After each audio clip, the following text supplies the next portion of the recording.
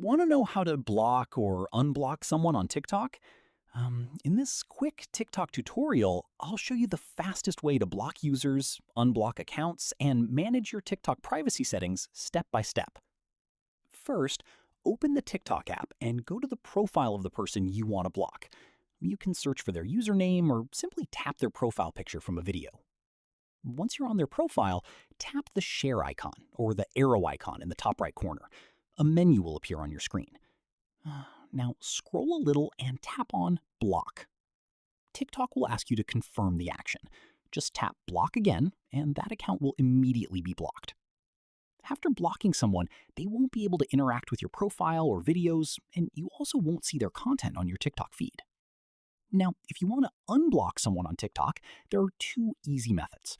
The first method is by visiting their profile again and tapping Unblock.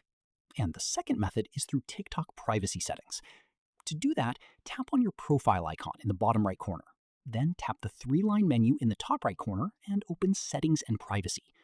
Next, scroll down to the bottom and select Blocked Accounts. Here, you'll see the full list of blocked users on your TikTok account. Simply tap Unblock next to any account you want to remove from the blocked list. And that's how to block or unblock people on TikTok easily.